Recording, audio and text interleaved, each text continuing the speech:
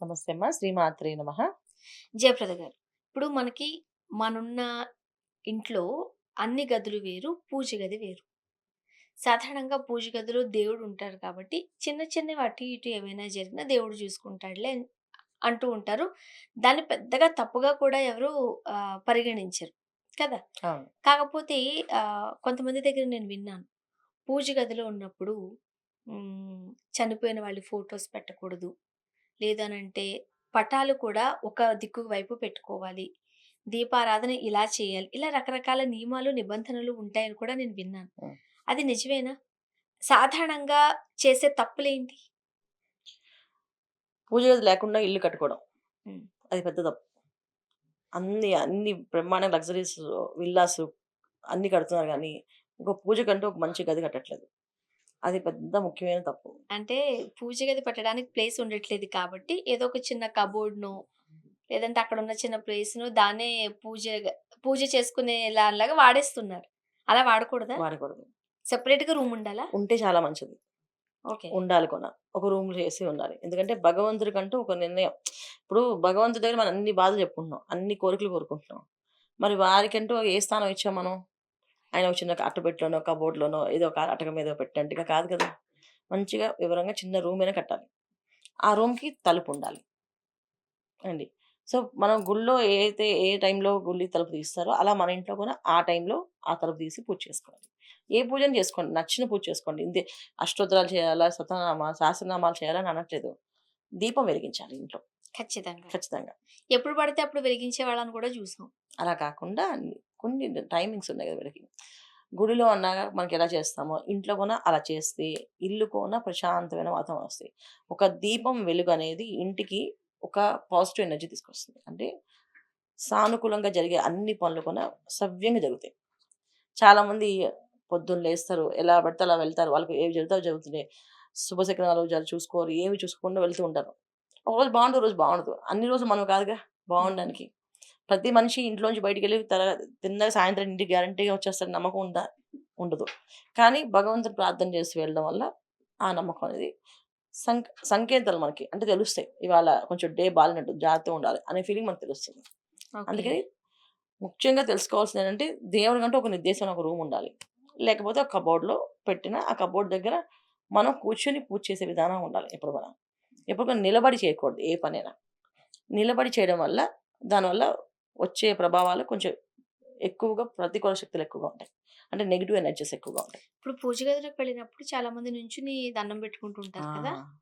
నించొని పెట్టుకుంటారు. కూర్చొని పెట్టుకోవాలి. ఓహ్!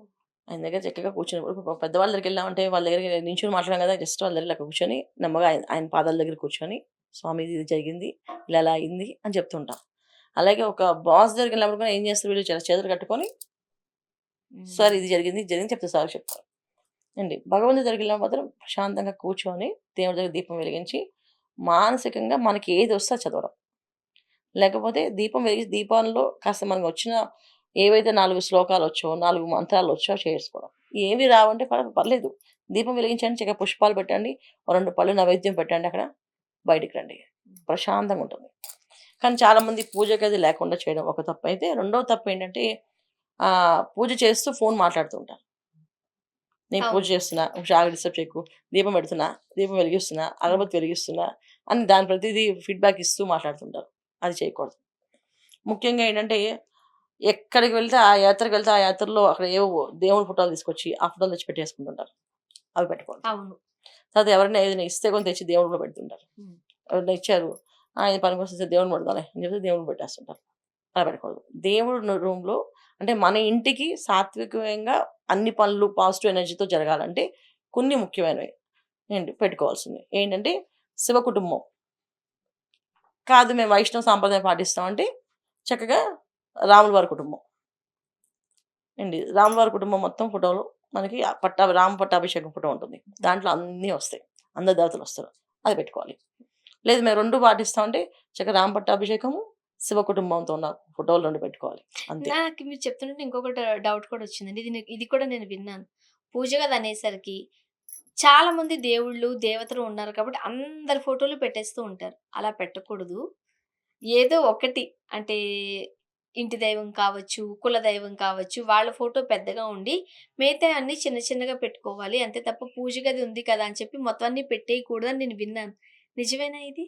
ఖచ్చితంగా ఉంది. అయితే ఏంటంటే ఇక్కడ ఆహ్, మనం చేసుకోవాల్సిన పరిహారాల్లో, పూజల్లో విషయాల్లో ఏంటంటే, ఎప్పుడైనా మనం ఎలా ఉన్నా, ఏ వేళలో అయినా సరే పొద్దున్న ఒకసారి దీపం, సాయంత్రం దీపం పెట్టుకోవడానికి పూజ చేసినా చేయకపోయినా సాత్వికంగా మనకు ఒకటే ఎనర్జీ వచ్చే ఫోటోలు మాత్రం శివపార్వతులు ఖచ్చితంగా ఉండాలి. ఉండాలి. శివపార్వతుల కుటుంబం అంటే గణపతి, సుబ్రహ్మణ్య స్వామి, నెమలి వాళ్ళ వాహనాలతో సహా ఉంటాయి. శివ హుహుహు. కుటుంబం ఫోటో పెట్టుకోవాలి ఖచ్చితంగా. తర్వాత రామ్ పట్టాభిషేకం ఫోటో కంపల్సరీగా ఉండాలి. ఈ 2 ఫోటోల తర్వాత మిగతా ఏం పెట్టినా ఈ 2 ఉండాలి. కులదైవంది సంబంధించిన ఫోటోలు ఉంటాయి కొంతమందికి. కులదైవం సంబంధించిన వీళ్ళకి కలశం పెడతారు కొంతమంది. హ్మ్. కులదైవం కలశం అని చెప్పి కలశం పెట్టుకుంటారు. అవి పెట్టుకోవచ్చు. తర్వాత కులదైవం, ఇంటి దేవత వీళ్ళని ఖచ్చితంగా పెట్టుకోవచ్చు. ఇంటి దేవత సుబ్రహ్మణ్య స్వామి ఉంటారు కొంతమందికి. కొంతమంది లక్ష్మీ నరసింహస్వామి ఉంటారు. కొంతమంది వెంకటేశ్వర స్వామి ఉంటారు. అలా ఉంటే పెట్టుకోవచ్చు. హుహు. లేకపోతే శివ కుటుంబము మనకి రామ్ పట్టాభిషేకం ఫోటో. ఇంకా ఆంజనేయ స్వామి కావాలంటే పెట్టుకోవచ్చు. ఇప్పుడున్న కలియుగంలో ప్రత్యక్ష దైవాల్లో చూసుకుంటే వెంకటేశ్వర స్వామి, అంటే ఆంజనేయ సైజుల్లో స్వామి. కూడా డిఫరెన్స్ ఉండాలి అని అంటారు నిజమేనా? ఫోటో రూపంలోకి ఏం లేదమ్మా. కాకపోతే ఏంటంటే విగ్రహాల్లో ఉంటుంది. ఓకే. విగ్రహాలకి ఉంటుంది. ఫోటోలకైతే మనం పెట్టుకోవచ్చు. ఏంటంటే ఆ ఫోటో చూడగానే మనం ప్రశాంతంగా అమ్మవారికి గాని, అయ్యవారికి గాని మన మన సమస్య, మన బాధ ఏదైనా చెప్పుకోవడానికి అలా చెప్పేసుకుంటే ఏదో మనం భారం అంతా తీరిపోయిందనిపిస్తుంది. అందుకని మన మానసిక ప్రశాంతత కోసం పెట్టుకుంటాం ఫోటోస్. అంటే వాళ్ళు ఆ రూపంలో ఉంటారా? ఇంక ఏ రూపంలో ఉంటారో తెలీదు మనకి. కానీ ఆ రూపం చూడగానే మనం ప్రశాంతంగా ఉండగలుగుతాం. అందుకే పెట్టుకోవచ్చు. హుహు. ఇలా పెట్టుకొని పూజలు చేసుకోవచ్చు. కానీ పూజ చేసేటప్పుడు ఫోన్ మాట్లాడడం గాని, ఆ ఫోన్‌ని ఆన్సర్స్ చెప్పడం గాని, ఏదో మాట్లాడుతూ నైవేద్యం, దీపం పెట్టడం గాని చేయకూడదు. ఒక ప్రశాంతంగా కళ్ళు మూసుకొని 5 నిమిషాల ఏకాగ్రతతో చేయాలి. ఏకాగ్రతతో చేయాలి. ఆసక్తి, భక్తి, శ్రద్ధ. శ్రద్ధ, సబూరి చెప్తారు మన సాయిబాబా గారు ఎక్కువ. శ్రద్ధ, సబూరి అనేది కొంచెం ఓపికగా చేయాలి ఈ పనిన. అలా ఓర్పుగా, ఓపికగా 5 నిమిషాలు చేయండి, 2 నిమిషాలు చేయండి. ప్రశాంతంగా చేయండి. అరవకూడదు. చాలామంది పూజ గదిలో కూర్చొని అరుస్తుంటారు. నాది పూజ అయిపోయాక మాట్లాడతాను చెప్పా కదా! పూజ అవ్వని మాట్లాడతాను, పూజ అయిపోయాక మాట్లాడతా అని చెప్తుంటా. అలా అంటనే ఉంటారు. కానీ అవ్వదక్కడ. ఈ పనులేం చేయకూడదు. వన్స్ పూజ రూమ్‌లోకి వెళ్తున్నామంటే భూకంపం వచ్చినా మాట్లాడకుండా పని చేసుకొని రావాలి. అంతా ఆయన చూసుకుంటాడు. ఆ నమ్మకం మనకుండాలి. ఆ నమ్మకంతో చేయాలి పూజ. అలా చేస్తే గనక ఖచ్చితంగా ఆ పూజ ఫలితం ఉంటుంది. లక్ష్మీ అష్టకం చదువుకోండి. లేతే అక్కడున్న దేవతల్ని మామూలుగా పేరుతో చదవండి.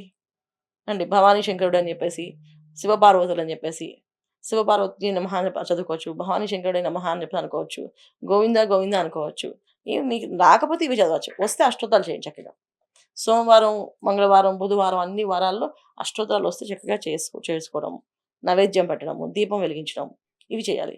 చేయకూడని పనులు మనకి జనరల్‌గా ఏంటంటే దేవుడి రూమ్‌లో ఆహ్, క్లాత్ తుడిచి అక్కడ పెడతారు. హ్మ్. మసిగుడ్డలాగా ఒక క్లాత్‌ని తుడిచేసి అక్కడ పెడుతుంటారు. మళ్ళీ దేవుడి గుడ్డ అని చెప్పేసి. పట్టకూడదు. ఏదైనా సరే విడిచిన బట్ట రూమ్ తుడిచిన తర్వాత ఆ బట్టలు తెచ్చేయాలి. చేతికి తుడుచుకోవడానికి ఆ బట్ట అక్కడ పెడుతుంటారు. అది ఏ వారానికో ఎప్పుడో తీసుకెళ్ళి వాష్ చేస్తుంటారు. వాష్ చేస్తారు. అలాంటి పనులు చేయకూడదు. ఓకే. దేవుడి రూమ్‌లో ఏ బట్ట వాడినా మళ్ళీ వెంటనే తీసేయాలి. తర్వాత హుహు. ఎప్పటికైనా పూజ చేసిన తర్వాత పూజ అయిపోయిన తర్వాత ఒక అరగంటకి నీట్‌గా ఉండాలి రూమ్ అంతా. హుహు. ఇది వీళ్ళు సర్దుకోవాలి. ఇవి చేసుకోవాలి ఖచ్చితంగా. ఇవి మానేసి మనం ఆ దేవుడికి ఫోటోలు ఎప్పుడో నెలకోసారి తుడుస్తుంటారు. దానికి బొట్లు పెట్టేస్తుంటారు. ఆ! అలా వాళ్ళ మొహాలు కనపడకుండా బొట్లు పెట్టకూడదు. వాళ్ళ మొహం కనిపించేటట్టుగా చక్కగా నీట్‌గా పెట్టుకోవాలి. వాటిని నీట్‌గా తుడుచుకోవాలి. ఎప్పటికప్పుడు పువ్వులు పెట్టి ఫ్రెష్‌గా తీయాలి. చాలామంది పువ్వులు పెట్టాక మళ్ళీ వారం తర్వాత ఆ పూల దండ తీసి ఆ తీస్తా దండ ఉంచుతారు. ఉంటారు. వెంటనే రేపటి తీసేయాలి. చాలా మంది ప్లాస్టిక్ పూలదండలు గూడా ఏస్తూ ఉంటారు. ప్లాస్టిక్‌ని వాడకూడదు. ఎప్పుడైతే ప్లాస్టిక్ వాడతామో నెగెటివ్ ఎనర్జీ వచ్చేస్తుంది. అది. సో, అది నీ ప్రతికూల దగ్గరుంటే శక్తి. ఫ్రెష్‌గా ఉన్న పూలదండెయ్యి. అంతే. లేదు కదా! సైలెంట్‌గా ఉండొచ్చు. అంతే. ఏం ప్రాబ్లమ్ లేదు. బొట్టు పెట్టొచ్చు. చక్కగా ఒక పుష్పం ఆయన పాదాల దగ్గర ఒక్క పెట్టొచ్చు. పువ్వన్నా పెట్టొచ్చు. ఏమి పెట్టొచ్చు. లేకపోయినా పర్వాలేదు. కానీ ప్లాస్టిక్‌లు వాడకూడదు. పువ్వులు వాడాలన్న. పువ్వులు ఏ రోజుకి ఆ రోజు పూజ చేయడం వల్ల ఏంటంటే, హ్మ్. ఆర్థిక ఇబ్బంది నుంచి బయటపడతాం. చాలామంది ఇప్పుడు మనకి చెట్లు పెంచేవాళ్ళు ఇళ్ళల్లో. ఎందుకు తెలుసది? ఆ చెట్లు ఎంత బాగా పెరిగితే మన ధనం అంత బాగా పెరుగుతుంది. మన సంపద అలా పెరుగుతుంది. అందుకే హ్మ్. మందార చెట్లు, తర్వాత గన్నేరు చెట్లు ఇవన్నీ వేసేవాళ్ళు. ఇవన్నీ ఏంటంటే భూ సంపదను పెంచుతాయి. సో, మన సంపదలు పెరగడానికి కోసం చెట్లు పెంచేవాళ్ళం. ఆ చెట్లు ఆ కాసిన పూలన్నీ స్వామివారికి అర్పించేవాళ్ళం. అలా వాటితో పూజలు చేస్తే భగవంతుడి ఒక అనుగ్రహం కలుగుతుంది మనకి. హ్మ్. సో, ఇప్పుడు మనం చామంతి పూలు, గులాబీ పూలు కొనుక్కుంటున్నాం బయట నుంచి. అవి వేయొచ్చు చక్కగా. రోజుకి ఓకే. ఒక పుష్పం పెట్టి దీపం పెట్టాలి. దేవుడి రూమ్‌లో మనం చేయవలసిన పని ఇది. చేయకుండా పని దీపం వెలిగించకుండా ఉండడం. ఏ వారానికో దీపం వెలిగించడము. గురువారాలు కొంతమంది, శుక్రవారాలు కొంతమంది, సోమవారాలు కొంతమంది వెలిగిస్తుంటారు. అలా కాకుండా రోజు ప్రతినిత్యం వెలిగించాలి. వెలిగించాలి. ఇప్పుడు నీకు డబ్బు కావాలంటే రోజు కావాలా? ఎప్పుడైనా సంవత్సరానికి ఒకసారి కావాలా? అవును. రోజు కావాలి కదా! హ్మ్. సో, రోజు మనకు అన్ని ప్రశాంతమైన వాతావరణం కావాలి. ఇంట్లో అన్ని పనులు బాగా జరగాలి. ప్రతీదీ మనకి ఆటంకాలు, విఘ్నాలు లేకుండా ఉండాలి అంటే ప్రతిరోజు దీపం వెలిగించాలి. అది ఆచరణ, దీనికి తలస్నానం చేసి చేయాలి, ఇవి చేయాలంటే కాదు. స్నానం చేయాలి. తలస్నానం చేయాలనే సువాసన ఈళ్ళకి పెద్దగా లేదు. అందుకని స్నానం చేసి మంచి బట్టలు కట్టుకొని చేయాలి. నైటీలతో గానీ, తడి బట్టలతో గానీ దీపం పెట్టకూడదు. చాలామంది మగవాళ్ళు తుడుచుకొని టవల్ కట్టేసుకొచ్చి దీపం పెట్టేస్తారు తడి అవును. టవల్‌తోటి. అవును. అవును. అస్సలు చేయకూడదు.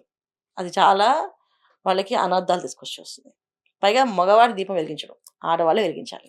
హుహు. ఇంటికి దీపం ఇల్లాలు. మగవాళ్ళు కాదు. చాలామంది ఆయన పూజ చేస్తే అందరికి వస్తుందని గనుక ఆయన దీపం వెలిగించమని. ఈవిడ దీపం వెలిగించి పుష్పాలు అక్కడ పెడితే ఆయన ఎళ్లి ఆ పుష్పాలు పూజ చేసి నైవేద్యం పెడితే అది పూజ కింద వస్తుంది. ఆ ఫలితం అందరికి వస్తుంది. అందుకని ఈయనే దీపం వెలిగించుకొని, ఈయనే నైవేద్యం పెట్టుకొని ఇది చేసుకుంటే అది ఆయనకే వస్తుంది. హుహుహు. అది. కానీ దీపం ఎప్పుడు ఇంటి ఇల్లాలే వెలిగించాలి. వెలిగిస్తేనే అది ప్రకృతితో నిగిడీకృతమై మనం ఉంటాం. హ్మ్. అందుకే స్త్రీ ఏదైనా కోరితే వెంటనే తీరుతుంది. ఇప్పుడు ఆ పూజ గదిలో చనిపోయిన వారి విగ్రహాలు ఉండొచ్చా? ఫోటోలు ఉండొచ్చా? ఉండకూడదు. పెట్టం గదా! హ్మ్. వాళ్ళని వాళ్ళని చాలా మంది పెట్టేది పెట్టేస్తారు. పెట్టకూడదు. దేవుడి దగ్గరికి వెళ్ళిపోయారు కదా! అని చెప్పి దేవుడి గదిలో పెట్టేస్తా ఉంటారు. దేవుడిని పెట్టకూడదు. అలాంటివి అస్సలు చేయకూడదు. అలాంటి ఫోటోలు పెట్టడం వల్ల వాళ్ళ ఒక ఆరా నెగెటివ్ ఎనర్జీ పనిచేస్తుంది. మన దాన్ని ఇంకొక పేరు వస్తది. దేవుడి రూమ్ కింద రాదు. హ్మ్. అందుకే పెట్టకూడదు. చనిపోయిన వాళ్ళ ఫోటోలు ఎప్పుడు కూడా ఉత్తరం వాళ్ళకి దక్షిణం చూస్తూ పెట్టాలి.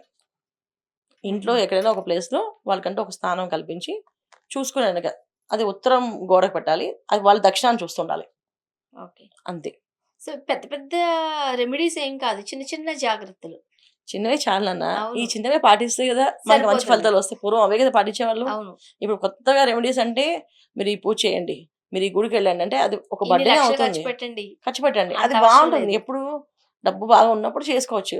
అసలే కావాలన్నప్పుడు ముందు ఇల్లు శుభ్రం చేసుకోకుండా నువ్వు ఎవరిని పిలుస్తావు? అవును. ఇప్పుడు మన ఒంటికి మనం శుభ్రం చేసుకోవాలంటే మనం ముందు స్నానం చేయాలి. అలాగే మన ఇంటికి దేవత రావాలంటే మన ఇల్లు శుభ్రంగా ఉండాలి. మన ఇంట్లో శుభ్రంగా ఉంచుతామండి అంటే దేవుడి రూమ్‌లో దీపం పెట్టకుండా ఇల్లు శుభ్రం ఉంటే దేవత ఎందుకొస్తుంది? దేవుడి రూమ్‌లో దీపం పెట్టితేనే దేవతొస్తుంది ఇంటికి. అది. చాలా మంచి విశేషాలు, విషయాలు తెలియజేశారు. ధన్యవాదాలు. నమస్తే అమ్మ. శ్రీమాత్రే నమః.